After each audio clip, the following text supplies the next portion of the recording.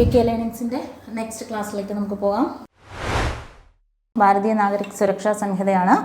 അതിൻ്റെ നമ്മൾ പഠിച്ചുകൊണ്ടിരിക്കുന്നത് information to the police and their power to investigate എന്നുള്ള ഒരു ഏരിയ ആയിരുന്നു.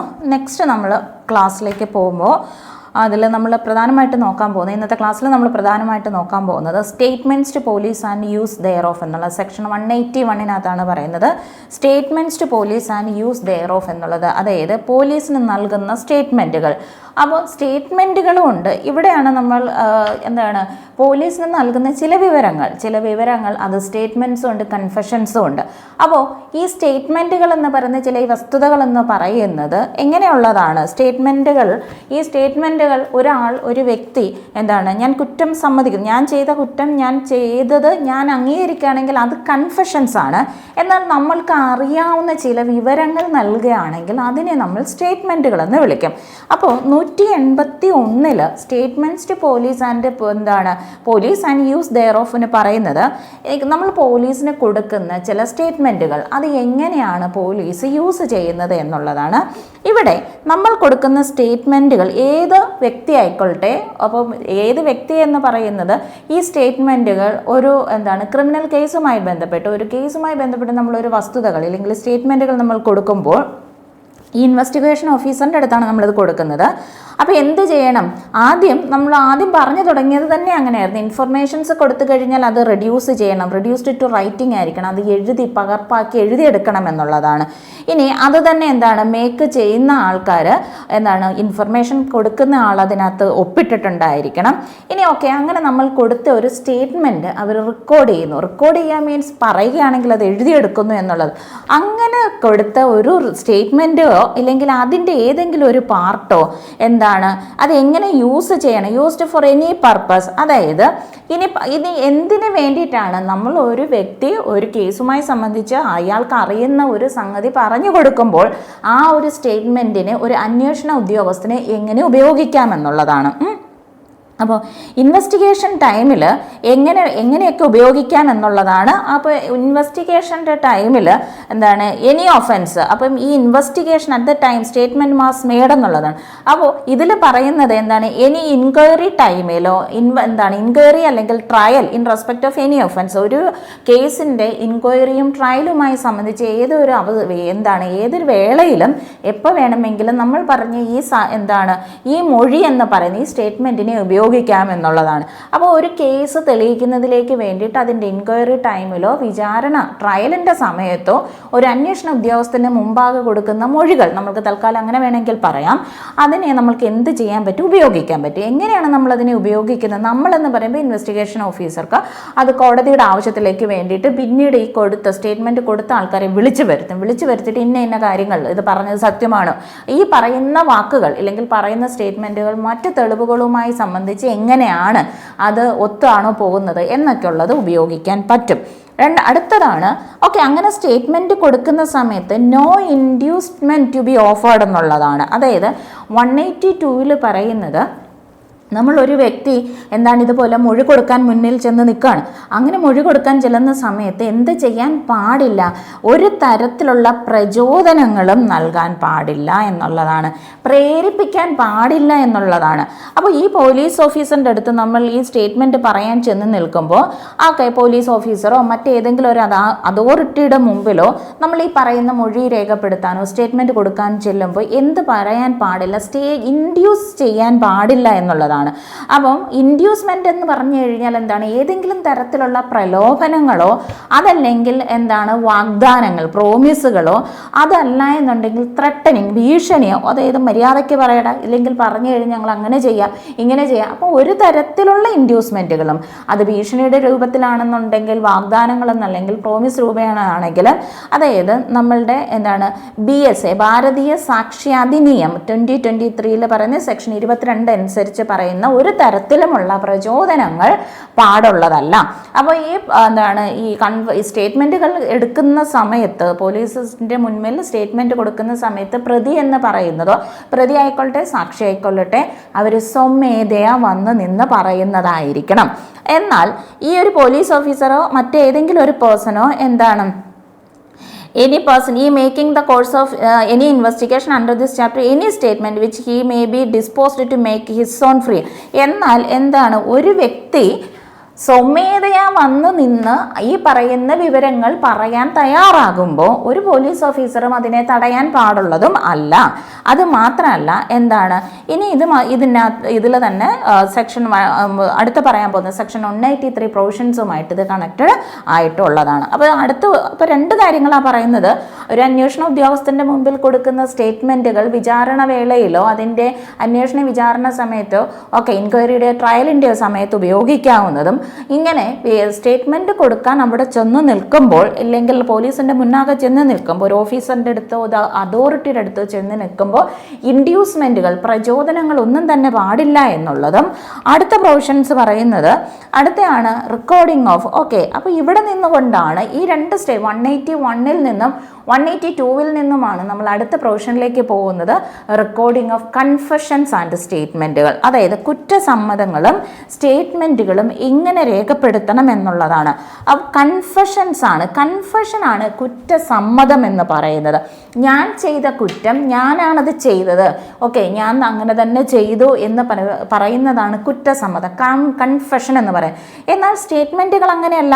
സ്റ്റേറ്റ്മെൻറ്റുകൾ എന്ന് പറഞ്ഞാൽ നമ്മൾക്കറിയാവുന്ന ഒരു കേസോ ഇല്ലെങ്കിൽ നമ്മൾക്കറിയാവുന്ന എന്ത് തരത്തിലുള്ള വസ്തുതകളാണെങ്കിലും, നമ്മൾ കണ്ട ഒരു കാര്യം, നമ്മൾക്കൊരു കേട്ട ഒരു കാര്യം, നമ്മൾക്ക് നേരിട്ട് അറിയുന്ന ഒരു കാര്യം, അത് നമ്മൾ എന്ത് ചെയ്യാണ്, പറഞ്ഞു കൊടുക്കുന്നതാണ് സ്റ്റേറ്റ്മെൻറ്റുകൾ എന്ന് പറഞ്ഞാൽ.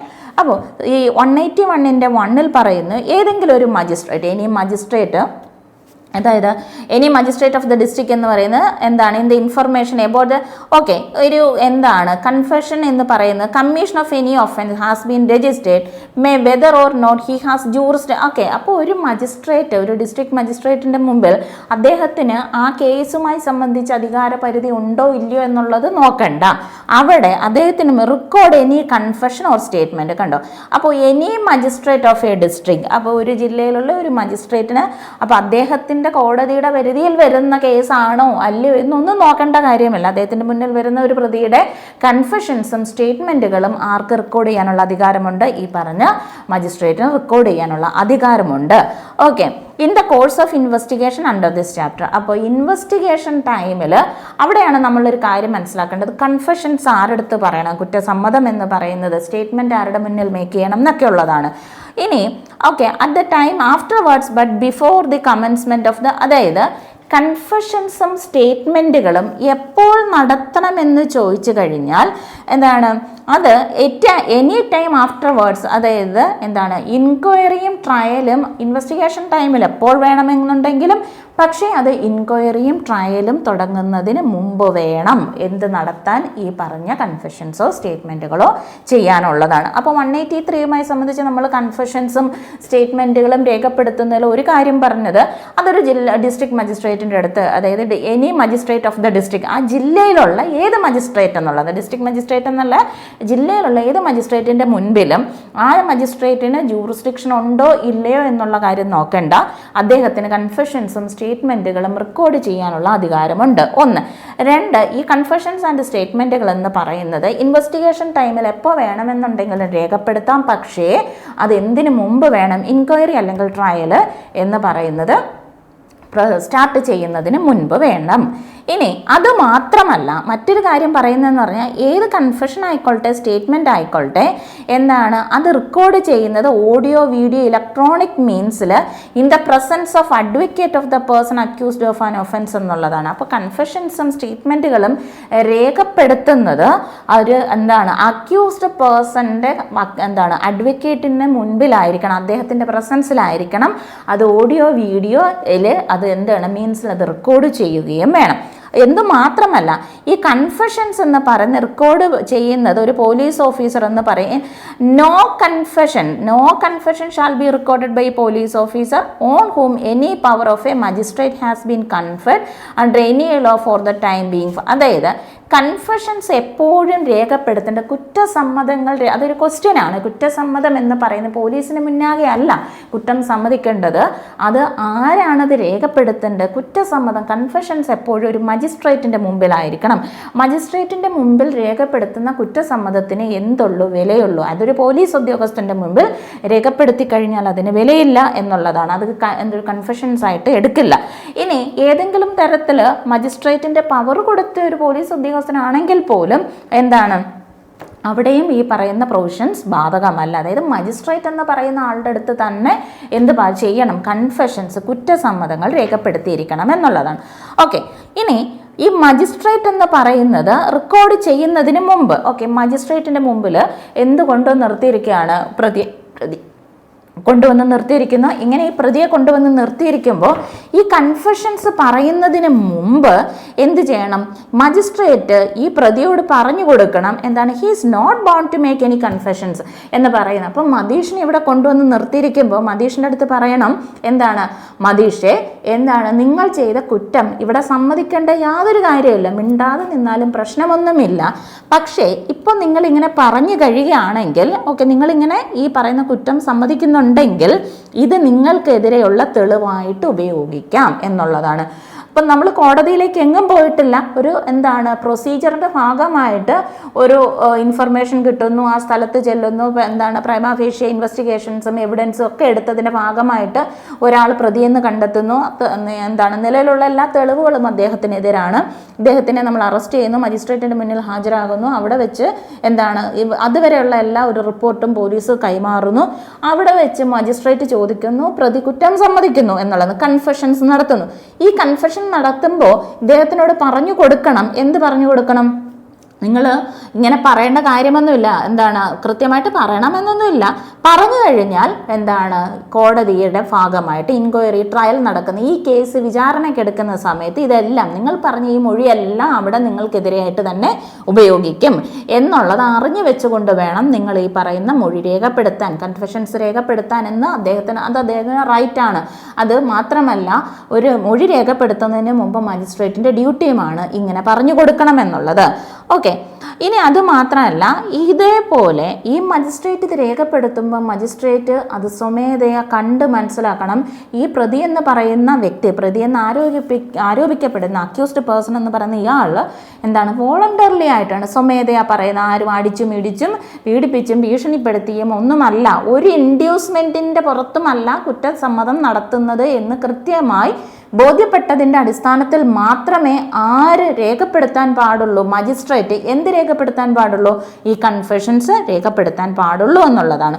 ഓക്കെ, അത് മാത്രമല്ല at any time before the confession is recorded, confession record ചെയ്യുന്നതിന് മുമ്പ് ഈ വ്യക്തി എന്ന് പറയുന്ന മജിസ്ട്രേറ്റിൻ്റെ മുമ്പിൽ എത്തുകയും എന്താണ് if he is not willing to make the confession, the magistrate shall not authorize the detention of such a person in police custody എന്നുള്ളതാണ്.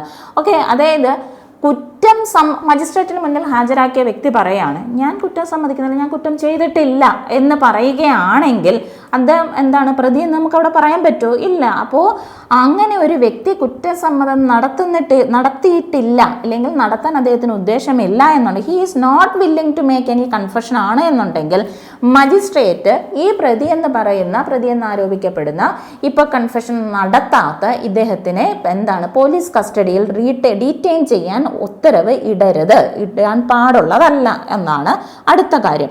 അപ്പോൾ എന്താണ് കൺഫെഷൻ മേക്ക് ചെയ്യേണ്ടത് മജിസ്ട്രേറ്റിൻ്റെ മുമ്പിലായിരിക്കണം, ഒരു പോലീസ് ഉദ്യോഗസ്ഥൻ്റെയും അടുത്തായിരിക്കരുത് എന്നുള്ളതാണ്. അടുത്തൊരു കാര്യം,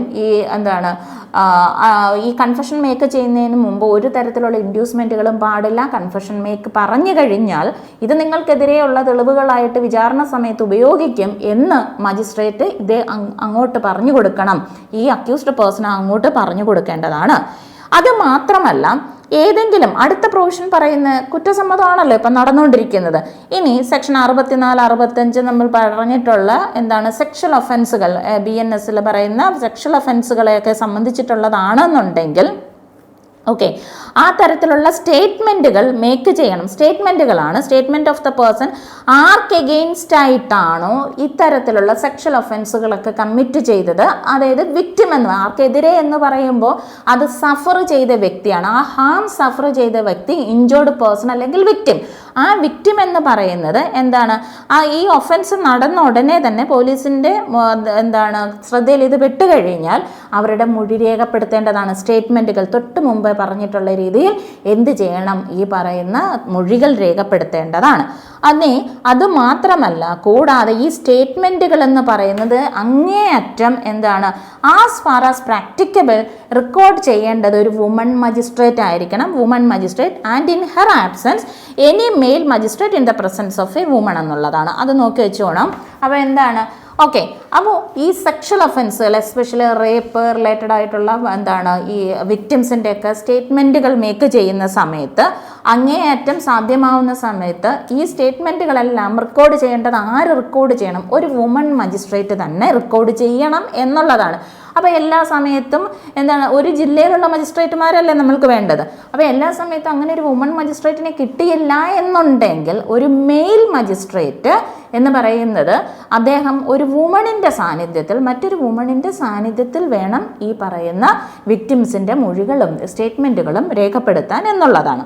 ഇത് മാത്രമല്ല, ഇതിന് വീണ്ടും പറയുന്ന മറ്റൊരു കാര്യം, അതായത് 10 വർഷമോ അതിൽ കൂടുതലോ തരത്തിലുള്ള എന്താണ് ശിക്ഷ കിട്ടുന്ന തരത്തിലുള്ള കുറ്റകൃത്യങ്ങളോ, അല്ലെങ്കിൽ ലൈഫ് ഇംപ്രിസൺമെൻറ്റ് ശിക്ഷയായി കിട്ടുന്ന കൃത്യങ്ങളോ, അല്ലെങ്കിൽ ഡെത്ത് പെനാൽറ്റി, അപ്പോൾ 10 years ഓർ മോർ, അതല്ലെങ്കിൽ ഇംപ്രിസൺമെൻറ്റ് ഫോർ ലൈഫ്, അതുമല്ലെങ്കിൽ ഡെത്ത് പെനാൽറ്റി കിട്ടുന്ന തരത്തിലുള്ള കുറ്റകൃത്യങ്ങളാണെങ്കിൽ മജിസ്ട്രേറ്റ് ഈ സ്റ്റേറ്റ്മെൻറ്റുകൾ എന്ന് പറയുന്നത് എന്താണ്, ഇതെങ്ങനെ വേണം രേഖപ്പെടുത്താൻ? അദ്ദേഹത്തിൻ്റെ മജിസ്ട്രേറ്റിൻ്റെ മുന്നിൽ ഹാജരാക്കുന്ന ആ പ്രതിയിൽ നിന്ന് നേരിട്ട് വേണം ഈ തരത്തിലുള്ള സ്റ്റേറ്റ്മെൻറ്റുകൾ റെക്കോർഡ് ചെയ്യാനായിട്ട് ഉള്ളത്. എന്നും മാത്രമല്ല, എന്താണ് ഈ തരത്തിൽ ഈ സ്റ്റേറ്റ്മെൻറ്റ് മേക്ക് ചെയ്യുന്ന വ്യക്തി എന്ന് പറയും ടെമ്പററി ആയിട്ടോ പെർമനൻ്റ് ആയിട്ടോ മെൻ്റലിയോ ഫിസിക്കലിയോ ഡിസേബിൾഡ് ആണ് എന്നുണ്ടെങ്കിൽ മജിസ്ട്രേറ്റ് എന്ന് പറയുന്നത് ഒരു ഇൻ്റർപ്രറ്ററിൻ്റെയോ സ്പെഷ്യൽ എഡ്യൂക്കേറ്ററിൻ്റെയോ സഹായത്തോടു കൂടി വേണം അത് ഈ പറയുന്ന സ്റ്റേറ്റ്മെൻറ്റുകൾ രേഖപ്പെടുത്താൻ എന്നുള്ളതാണ്. ഓക്കെ. അപ്പോൾ അടുത്ത കാര്യം പറയുന്നതെന്ന് പറഞ്ഞാൽ, ഈ വ്യക്തികൾ ആരെങ്കിലും മെൻ്റലിയോ ഫിസിക്കലിയോ അത് ടെമ്പററി ആയിട്ടോ പെർമനൻ്റ് ആയിട്ടോ സ്ഥിരമായിട്ടോ ഭാഗികമായിട്ടോ, അതായത് മാനസികമായിട്ടോ ശാരീരികമായിട്ടോ ഏതെങ്കിലും തരത്തിലുള്ള വെല്ലുവിളികൾ നേരിടുന്ന വ്യക്തികളാണ് എന്നുണ്ടെങ്കിൽ ഈ തരത്തിലുള്ള വ്യക്തികളുടെ സ്റ്റേറ്റ്മെൻറ്റുകൾ രേഖപ്പെടുത്തുന്നത് ഒരു സ്പെഷ്യൽ എഡ്യൂക്കേറ്ററിൻ്റെയോ ഇൻ്റർപ്രറ്ററുടെയോ സഹായത്തോടു കൂടി വേണം ഈ പറയുന്ന മൊഴികളോ സ്റ്റേറ്റ്മെൻറ്റുകളോ മജിസ്ട്രേറ്റ് രേഖപ്പെടുത്താൻ എന്നുള്ളതാണ്. എന്ന് മാത്രമല്ല, ഇനി ഈ സ്റ്റേറ്റ്മെൻറ്റ് മേക്ക് ചെയ്യുന്ന സമയത്ത് ടെമ്പററി ആയിട്ടോ പെർമനൻ്റ് ആയിട്ടോ മെൻ്റലി അല്ലെങ്കിൽ ഫിസിക്കലി ഡിസേബിൾഡ് ആകുകയാണ് എന്നുണ്ടെങ്കിൽ ഈ ഇൻ്റർപ്രറ്ററുടെയോ സോഷ്യൽ എഡ്യൂക്കേറ്ററിൻ്റെയോ സഹായത്തിൽ ഇത് റെക്കോർഡ് ചെയ്യുകയും ഈ റെക്കോർഡ് ചെയ്യുന്നതെല്ലാം പ്രിഫറബിളി മൊബൈൽ ഫോണുകളിൽ എന്ത് ചെയ്തിരിക്കണം, ഓഡിയോ വീഡിയോ ഇലക്ട്രോണിക് മീൻസിൽ അതിനെ റെക്കോർഡ് ചെയ്തിരിക്കുകയും വേണമെന്നുള്ളതാണ്. അപ്പോൾ 2 കാര്യങ്ങൾ നമുക്ക് ഒരുമിച്ച് ചേർത്ത് പറയാം.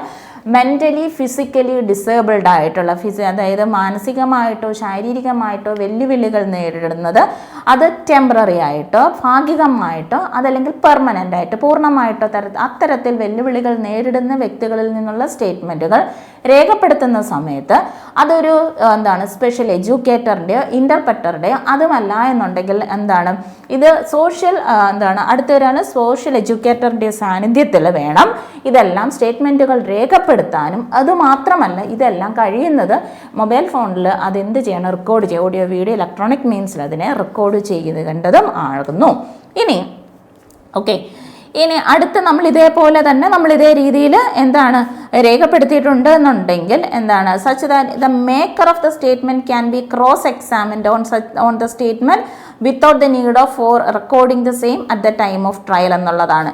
ഇനി നമ്മൾ ഇതേ പറഞ്ഞ രീതിയിൽ തന്നെ എന്ത് ചെയ്തിട്ടുണ്ട്, ഇപ്പം തൊട്ട് മുമ്പേ കണ്ടിട്ടുള്ള പ്രൊവിഷൻസ് അനുസരിച്ച് നമ്മൾ ഇതിനകത്ത് ഓഡിയോ വീഡിയോ ഇലക്ട്രോണിക് മീൻസിൽ ടെമ്പററിലി അതല്ലെങ്കിൽ പെർമനൻ്റ് ആയിട്ട് മെൻ്റലി ഫിസിക്കലി ഡിസേബിൾഡ് ആയിട്ടുള്ള ആൾക്കാരുടെ സ്റ്റേറ്റ്മെൻറ്റുകൾ നമ്മൾ എന്ത് ചെയ്യുന്നത്, അതിനെ നമ്മൾ ആ സ്റ്റേറ്റ്മെൻറ്റുകളൊക്കെ റെക്കോർഡ് ചെയ്തിട്ടുണ്ട്. ഇനി അത് മാത്രമല്ല, ഈ മേക്കർ ഓഫ് ദ സ്റ്റേറ്റ്മെൻറ്റിനെ എന്ത് ചെയ്യാൻ പറ്റുന്നതാണ് ക്രോസ് എക്സാമിനേഷൻ. ചീഫും അതുപോലെ തന്നെ ക്രോസ് എക്സാമിനേഷൻ ഒക്കെ നടത്താവുന്നതാണ്. അതായത് ഇനി അത് ഈ മേക്ക് ചെയ്യുന്ന ആളുടെ without the need of four recording the same at the time of trial എന്നുള്ളതാണ്. നമ്മൾ ഇവിടെ സ്റ്റേറ്റ്മെൻറ്റുകൾ പറഞ്ഞു മൊഴികൾ ഈ പറയുന്ന സ്റ്റേറ്റ്മെൻറ്റുകൾ രേഖപ്പെടുത്തുന്ന സമയത്ത് അത് ഓഡിയോ വീഡിയോ ഇലക്ട്രോണിക് മീൻസിലൊക്കെ എല്ലാം റെക്കോർഡ് ചെയ്തിട്ടുണ്ട്. എന്നാൽ ഇത് ട്രയലിൻ്റെ സമയത്ത് വിചാരണ വേളയിൽ ക്രോസോ ചീഫോ ഒക്കെ നടത്തുന്ന സമയത്ത് അവിടെ ഈ പറയുന്ന സാധനം വീണ്ടും എന്താണ് ക്രോസ് എക്സാമിൻ നടത്തി ചീഫിൻ്റെ ഒക്കെ സമയത്ത് അതിനെ എന്ത് ചെയ്യേണ്ട കാര്യമില്ല, ഇതേപോലെ റെക്കോർഡ് ചെയ്യേണ്ട കാര്യമില്ല. ഇതേപോലെ മജിസ്ട്രേറ്റ് കൺഫെഷൻസോ അതല്ലെങ്കിൽ സ്റ്റേറ്റ്മെൻറ്റുകളോ റെക്കോർഡ് ചെയ്യുന്ന സമയത്ത് എന്ത് ചെയ്യണം? അപ്പോൾ നമ്മൾ പറഞ്ഞ ഒരു കൺസേൺഡ് മജിസ്ട്രേറ്റ് എന്ന് പറഞ്ഞു കഴിഞ്ഞാൽ എല്ലായ്പ്പോഴും ആ ഒരു കുറ്റകൃത്യം നടക്കുന്ന അധികാരപരിധിയിലുള്ള മജിസ്ട്രേറ്റ് തന്നെ വേണമെന്നില്ല. ആ ജില്ലയിലുള്ള ഏതൊരു മജിസ്ട്രേറ്റ് എന്നും പറഞ്ഞ് മതിയല്ലോ.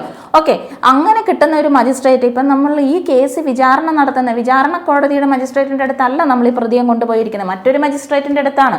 അങ്ങനെ മജിസ്ട്രേറ്റിൻ്റെ അടുത്ത് ചെല്ലുന്നു, മജിസ്ട്രേറ്റ് മൊഴിയൊക്കെ രേഖപ്പെടുത്തി കഴിഞ്ഞാൽ ഈ മജിസ്ട്രേറ്റ് എന്ത് ചെയ്യണമെന്നുള്ളതാണ്.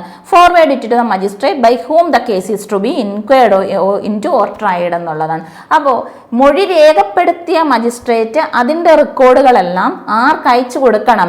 ഈ കേസ് ഇൻക്വയറി അല്ലെങ്കിൽ ട്രയൽ നടത്താൻ, അതായത് ജൂറിസ്ഡിക്ഷൻ അധികാര പരിധിയുള്ള ആ കേസുമായി സംബന്ധിച്ച് കേസ് വിചാരണ ചെയ്യാൻ അധികാര പരിധിയുള്ള മജിസ്ട്രേറ്റിന് ഈ റെക്കോർഡുകൾ അയച്ചു കൊടുക്കേണ്ടതാണ്.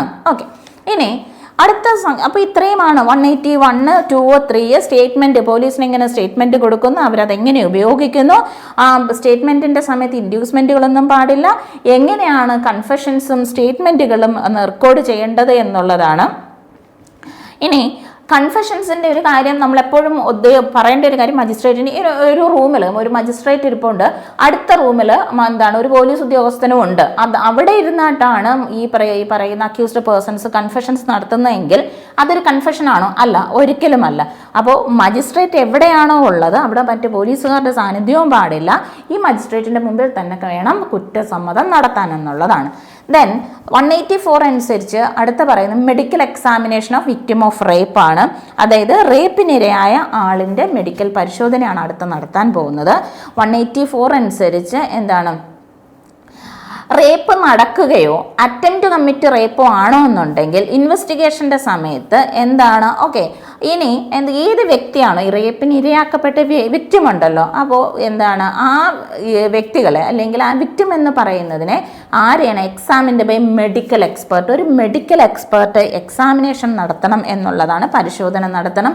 ഈ എക്സാമിനേഷൻ എന്ന് പറയുന്നത് ആരാണ്? ഒരു രജിസ്റ്റേർഡ് മെഡിക്കൽ പ്രാക്ടീഷണർ തന്നെ വേണം. ഈ രജിസ്റ്റേർഡ് ഇത് നമ്മൾ കണ്ടിട്ടുള്ളതാണ്. ഈ രജിസ്റ്റേർഡ് മെഡിക്കൽ പ്രാക്ടീഷണർ എന്ന് പറയുന്നത് ഒരു ഹോസ്പിറ്റൽ, ആ ഹോസ്പിറ്റൽ എന്ന് പറയുന്നത് ഗവൺമെൻറ്റോ അല്ലെങ്കിൽ ലോക്കൽ അതോറിറ്റിയോ, ഗവൺമെൻറ് അല്ലെങ്കിൽ ലോക്കൽ അതോറിറ്റി റൺ ചെയ്യുന്ന ഹോസ്പിറ്റലിലെ രജിസ്റ്റേർഡ് മെഡിക്കൽ പ്രാക്ടീഷണറോ, അങ്ങനെ ഒരു എന്താണ് മെഡിക്കൽ പ്രാക്ടീഷണറുടെ അസാന്നിധ്യത്തിൽ ഇനിയും രജിസ്റ്റേർഡ് എന്താണ് അങ്ങനെ ഒരു രജിസ്റ്റേർഡ് മെഡിക്കൽ പ്രാക്ടീഷണർ ഇല്ലാത്ത സമയത്ത് ഏത് തരത്തിലുള്ള രജിസ്റ്റേർഡ് മെഡിക്കൽ പ്രാക്ടീഷണറുടെ അടുത്തും ഈ എക്സാമിനേഷൻ നടത്താവുന്നതാണ്. With the consent of such woman, ആ വുമണിൻ്റെ കൺസെൻറ്റോടു കൂടി വേണം എന്ത് നടത്താൻ, പരിശോധന നടത്താനും. അത് മാത്രമല്ല, അതല്ല എന്നുണ്ടെങ്കിൽ ഈ വുമണിന് വേണ്ടി കൺസെൻറ്റ്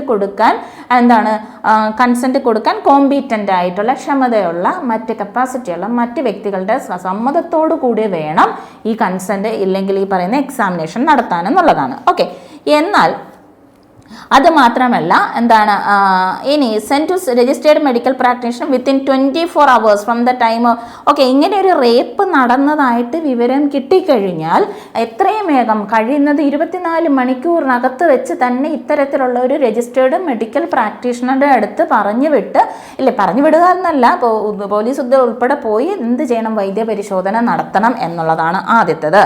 രണ്ടാമത്തത്, ഈ രജിസ്റ്റേർഡ് മെഡിക്കൽ പ്രാക്ടീഷണർ എന്ന് പറയുന്നത് ഓക്കെ ഒട്ടും ഡിലേ ഇല്ലാതെ തന്നെ എന്താണ് ഈ മെഡിക്കൽ എക്സാമിനേഷനെല്ലാം ഈ വിക്ടിമിനെ റേപ്പ് റിലേറ്റഡ് ആയിട്ടുള്ള ഒഫൻസുകളിലെ വിക്ടിമായിട്ടുള്ള ആൾക്കാരെ മെഡിക്കൽ എക്സാമിനേഷൻ നടത്തിയതിന് ശേഷം ഈ മെഡിക്കൽ പ്രാക്ടീഷണർ എന്ത് ചെയ്യണം, ഇതിൻ്റെ ഒരു റിപ്പോർട്ട് ആർക്ക് അയച്ചു കൊടുക്കണം, ഈ പർട്ടിക്കുലേഴ്സ് എല്ലാം കൂടെ ചേർത്തുകൊണ്ട് ഇൻവെസ്റ്റിഗേഷൻ ഓഫീസർക്ക് അത് അയച്ചു കൊടുക്കേണ്ടതാണ്. അങ്ങനെ ഒരു റിപ്പോർട്ടിനകത്ത് എന്തൊക്കെ വേണമെന്ന് ചോദിച്ചു കഴിഞ്ഞാൽ വുമണിൻ്റെ ഏജ് ഉണ്ടായിരിക്കണം, അതുപോലെ തന്നെ ആ പരിശോധനയിൽ നിന്ന് കിട്ടുന്ന DNA പ്രൊഫൈലിങ്സുകൾ, ശരീരത്തിൽ എന്തെങ്കിലും ഇഞ്ചുറികളോ വല്ല മാർക്കിങ്ങുകളൊക്കെ ഉണ്ടെങ്കിൽ ആ വുമണിൻ്റെ ജനറൽ മെൻ്റൽ കണ്ടീഷൻ എങ്ങനെയാണ്, റീസണബിൾ ആയിട്ടുള്ള മറ്റ് എന്തെങ്കിലുമൊക്കെ മെറ്റീരിയൽസ് പർട്ടിക്കുലേഴ്സൊക്കെ ഉണ്ടെങ്കിൽ അത്. ഓക്കെ, ഇത് മാത്രമല്ല ഈ റിപ്പോർട്ട് എന്ന് പറയുന്നത് അങ്ങേയറ്റം വ്യക്തമായിട്ട് വ്യക്തതയുള്ളതായിരിക്കണം എന്നുള്ളതാണ്. റിപ്പോർട്ട് സ്പെസിഫിക് ആയിട്ട് എന്താണ് വുമൻ്റെ കൺസെൻറ്റ് അതിൽ രേഖപ്പെടുത്തിയിട്ടുണ്ടായിരിക്കണം. കൺസെൻറ്റോടുകൂടി വേണം ഈ മെഡിക്കൽ എക്സാമിനേഷൻ നടത്താൻ എന്നുള്ളതാണ്. എക്സാക്റ്റ് എപ്പോഴും എക്സാമിനേഷൻ സ്റ്റാർട്ടായി അതുപോലെ തന്നെ എപ്പോഴത് തീർന്നു എന്നുള്ളത് പറയണം.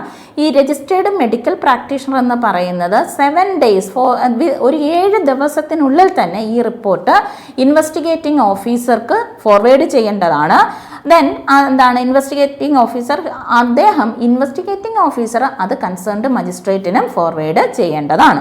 ഓക്കെ, ഇനി ഇത് അടുത്ത പറയുന്നതെന്ന് പറഞ്ഞു കഴിഞ്ഞാൽ എന്താണ് ലോഫുൾ എക്സാമിനേഷൻ, അതായത് lawful any examination without the consent of the woman or അതായത് കൺസെൻറ്റ് ഇല്ലാതെയോ വുമണിന് വേണ്ടി കൺസെൻറ്റ് കൊടുക്കാൻ എന്താണ് കോമ്പിറ്റൻ്റായ വ്യക്തികളുടെ കൺസെൻറ്റ് ഇല്ലാതെയോ എക്സാമിനേഷൻ നടത്തുന്നത് ഒരു ലോഫുൾ ആയിട്ടുള്ള എക്സാമിനേഷൻ അല്ല. ഇതിൽ എക്സാമിനേഷൻ എന്ന് പറയുന്നത് രജിസ്റ്റേർഡ് മെഡിക്കൽ പ്രാക്ടീഷണർ എന്ന് പറയുന്നത് എന്താണ് ഇതിനു മുമ്പ് നമ്മൾ സെക്ഷൻ 51 പ്രകാരം തന്നെ പറഞ്ഞിട്ടുള്ളതാണ്. എക്സാമിനേഷൻ വൈദ്യപരിശോധന എങ്ങനെയാണ്, രജിസ്റ്റേർഡ് മെഡിക്കൽ പ്രാക്ടീഷണർ ആരാണ് എന്നൊക്കെയുള്ളത്. ദെൻ അടുത്ത പ്രൊവിഷനാണ് എന്താണ് സെർച്ച് ബൈ പോലീസ് ഓഫീസർ എന്നുള്ളതാണ്. സെർച്ച് ബൈ പോലീസ് ഓഫീസർ, ഒരു പോലീസ് ഉദ്യോഗസ്ഥൻ തിരച്ചിൽ നടത്തുന്നതാണ് അടുത്ത പറയുന്നത്. ഓക്കെ, അപ്പോൾ 185 നമ്മൾ പറയുന്നത് ഇത് പറഞ്ഞുകൊണ്ടിരിക്കുന്ന പോലീസിന് കിട്ടുന്ന ഇൻഫർമേഷൻസും അത് റിലേറ്റഡ് ആയിട്ട് അവർ നടത്തുന്ന ഇൻവെസ്റ്റിഗേഷൻസിനുള്ള പവറും ഒക്കെയാണ്. 185 എപ്പോഴാണോ ഒരു officer in charge of the police സ്റ്റേഷന് അതായത് ഒരു ഇൻവെസ്റ്റിഗേഷൻ നടത്താൻ അധികാരമുള്ള ഒരു police officer in charge of the police സ്റ്റേഷന് ഇവരിങ്ങനെ എന്താണ് ഇൻവെസ്റ്റിഗേഷൻ്റെ സമയത്ത് റീസണബിൾ ഗ്രൗണ്ട് ഉണ്ട്, വിശ്വസിക്കത്തക്ക കാരണങ്ങളുണ്ട്. ഇനി ഈ എന്താണ് ഏതെങ്കിലും അതായത് ഈ അന്വേഷണവുമായി ബന്ധപ്പെട്ട് ഇൻവെസ്റ്റിഗേഷനുമായി ബന്ധപ്പെട്ട് ഏതെങ്കിലും ഒരു സ്ഥലത്തോ ഏതെങ്കിലും place within the limits of the police station എന്നുള്ളതാണ്. അപ്പോൾ അദ്ദേഹത്തിന് ചാർജുള്ള സ്റ്റേഷൻ്റെ പരിധിയിൽ എവിടെയെങ്കിലും ഈ എന്താണ് അന്വേഷണവുമായി ബന്ധപ്പെട്ട് ഏതെങ്കിലും സ്ഥലങ്ങളിൽ പോകണമെന്നുണ്ടെങ്കിൽ അതല്ലെങ്കിൽ ഇദ്ദേഹത്തെ അറ്റാച്ച് ചെയ്തിട്ടുള്ള പോലീസ് സ്റ്റേഷൻ ആണെങ്കിൽ ഇവിടെ ആ സ്റ്റേഷൻ്റെ പരിധിയിൽ എവിടെയെങ്കിലും ഈ അന്വേഷണവുമായി ബന്ധപ്പെട്ട് അദ്ദേഹത്തിന് പോകണമെന്നുണ്ടെങ്കിൽ അവിടെ ഈ അന്വേഷണവുമായി ബന്ധപ്പെട്ട് പോവുക എന്നുണ്ടെങ്കിൽ ഒട്ടും ഡിലേ ഇല്ലാതെ തന്നെ എന്താണ് അവിടെ ചെല്ലാനും അതായത് സെർച്ച് നടത്താൻ നമ്മൾക്കൊരു വിവരം കിട്ടിയെന്ന് പറഞ്ഞു കഴിഞ്ഞാൽ അവിടെ ഒരു പ്രതി ഒളിച്ചിരിക്കുന്നുണ്ട് ഇല്ലെങ്കിൽ തെളിവുകളുണ്ട് എന്നുള്ള വിവരത്തിൻ്റെ അടിസ്ഥാനത്തിൽ നമുക്ക് ആ സ്ഥലത്ത് പോകാം. അതാണ് സെർച്ച് ചെയ്യാനുള്ള അവരുടെ അധികാരം എന്ന് പറയുന്നത്. അങ്ങേയറ്റം എന്താണ് പോസിബിൾ ആവുന്ന അങ്ങേയറ്റം എളുപ്പത്തിൽ എന്ത് ചെയ്തിരിക്കണം, ആ സെർച്ച് നടത്തുക. സെർച്ച് എന്ന് പറയുന്നത് സെർച്ചിനുള്ള കാരണങ്ങൾ അപ്പം എന്താണ് കുറ്റകൃത്യത്തിൻ്റെ ഗ്രാവിറ്റി അനുസരിച്ച് അപ്പോൾ എന്താണ് കൊഗ്നൈസബിൾ നേച്ചറിലൊക്കെയുള്ള ഒഫൻസുകളാണെന്നുണ്ടെങ്കിൽ വാറണ്ടൊന്നും ഇല്ലാതെ തന്നെ പോകാം. ഇനി അവിടെ ചെല്ലുന്നതിന് മുമ്പ് എന്താണ് വാറണ്ട് ഇല്ലാതെ തന്നെ അവിടെ സെർച്ചൊക്കെ നടത്താം. സെർച്ചൊക്കെ നടത്തുന്നതിന് ശേഷം എന്തുകൊണ്ട് അങ്ങനെ പോയി, വാറണ്ട് ഇല്ലാതെ എന്തുകൊണ്ട് അങ്ങനെ പോയി എന്നുള്ള ഗ്രൗണ്ടൊക്കെ കാണിച്ചുകൊണ്ട് റിപ്പോർട്ട് കൺസേൺഡ് മജിസ്ട്രേറ്റിന് അയക്കുക എന്നുള്ളതാണ്. ആ സ്റ്റേഷൻ പരിധിയിലുള്ള സ്ഥലത്ത് പോവുക. മീൻസ് ഇൻവെസ്റ്റിഗേഷനുമായി 185 ഇത്രേ പറയുന്നുള്ളൂ. ഇൻവെസ്റ്റിഗേഷനുമായി ബന്ധപ്പെട്ട് ഒരു പോലീസ് ഉദ്യോഗസ്ഥന് ആ കേസുമായി ബന്ധപ്പെട്ട് തെളിവുകളൊക്കെ ഉള്ള സ്ഥലങ്ങളിൽ പോകാവുന്നതും പരിശോധന നടത്താവുന്നതും അവിടുന്ന് ഈ സെർച്ച് ആൻഡ് സീഷർ നമ്മൾ കണ്ടതാണ്. അപ്പോൾ അതുമായി ബന്ധപ്പെട്ട തെളിവുകളൊക്കെ ശേഖരിക്കാവുന്നതും ആവുന്നു. ഓക്കെ, ദെൻ എന്താണ് അങ്ങേയറ്റം സാധ്യമാകുന്ന രീതിയിൽ ഈ വ്യക്തി തന്നെ ഈ പോലീസ് ഓഫീസർ ഈ ഇൻവെസ്റ്റിഗേഷൻ ചാർജുള്ള അദ്ദേഹം തന്നെ നേരിട്ട് പോയി എന്ത് ചെയ്യണം, സെർച്ച് നടത്തണം എന്നുള്ളതാണ്. ഇതെല്ലാം ഈ സെർച്ച് നടത്തുന്ന സമയത്ത് അത് ഓഡിയോ വീഡിയോ ഇലക്ട്രോണിക് മീൻസിൽ അത് റെക്കോർഡ് ചെയ്യണം എന്നുള്ളതാണ്. ഇനി ഈ വ്യക്തിക്ക് ഈ പോലീസ് ഉദ്യോഗസ്ഥന് നേരിട്ട് അത് സെർച്ച് നടത്താൻ പറ്റിയില്ല എന്നുണ്ടെങ്കിൽ അത് മറ്റേതെങ്കിലും കോമ്പിറ്റൻ്റ് ആയിട്ടുള്ള മറ്റ് സബോർഡിനേറ്റ്സിനെയൊക്കെ പറഞ്ഞുവിടാം. അതൊരു ഓതറൈസേഷൻ റൈറ്റിങ്ങിൽ കൊടുക്കണം. എന്തുകൊണ്ട് അങ്ങനെ പോകുന്നു, ആ സെർച്ച് നടത്താൻ അദ്ദേഹത്തിന് പോകാൻ പറ്റാത്തതിൻ്റെ കാരണങ്ങൾ കാണിക്കുക. അതോടൊപ്പം അദ്ദേഹത്തിൻ്റെ അധികാരം സെർച്ച് നടത്താനുള്ള അധികാരം മറ്റൊരാൾക്ക് കൈമാറുന്നതായിട്ടുള്ള റൈറ്റിങ്ങിലുള്ള റെക്കോർഡും ഉണ്ടായിരിക്കണം. അതാണ്. അതിനുശേഷം ഈ സബോർഡിനേറ്റ് ഓഫീസറിന് ആ സ്ഥലത്ത് പോവുകയും സെർച്ച് നടത്താവുന്നതാണ്. ഇനി സെർച്ച് എന്ന് പറയുന്നത് നേരത്തെ നമ്മൾ സെർച്ച് ആൻഡ് സീഷറുമായി ബന്ധപ്പെട്ട എല്ലാ പ്രൊവിഷൻസും ഇവിടെയും ബാധകമാണ്.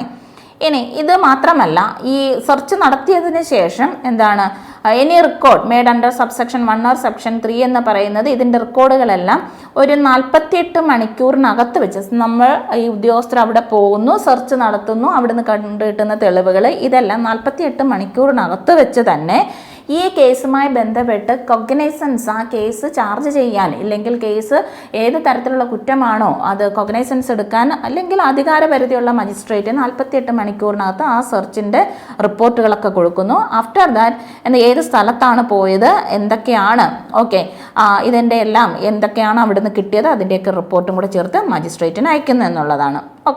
അപ്പോൾ ഇത്രയും കാര്യങ്ങൾ 186 പറയുന്നത് എന്താണ്, 180 നെക്സ്റ്റ് നമ്മൾ പറയുന്നത് 186 ആണ്. അപ്പോൾ ഇതുവരെയുള്ള കാര്യങ്ങൾ പോലീസ് ഉദ്യോഗസ്ഥർക്ക് എന്തിനുള്ള അധികാരമാണ് പറയുന്നത്, സെർച്ച് നടത്താനും എന്ത് റിലേറ്റഡ് ആയിട്ടുള്ളതാണ് അവർക്ക് കിട്ടുന്ന വിവരങ്ങളുടെ അടിസ്ഥാനത്തിൽ സെർച്ച് നടത്താനുള്ളത് പറഞ്ഞു. പിന്നെ പോലീസിന് കിട്ടുന്ന ഈ കൺഫെഷൻസ് എങ്ങനെ ഉപയോഗിക്കണം, സ്റ്റേറ്റ്മെൻറ്റുകൾ എങ്ങനെ ഉപയോഗിക്കണം എന്നുള്ള വിവരങ്ങളുമാണ് പറഞ്ഞത്. നെക്സ്റ്റ് ക്ലാസ്സിൽ നമ്മളിതിൻ്റെ ബാലൻസുമായിട്ട് നമുക്ക് നെക്സ്റ്റ് ക്ലാസ്സിൽ കാണാം. അപ്പോൾ നന്നായിട്ട് ക്ലാസ്സുകൾ കേട്ട് മനസ്സിലാക്കുക. അപ്പോൾ നെക്സ്റ്റ് ക്ലാസ്സിൽ വീണ്ടും കാണാം.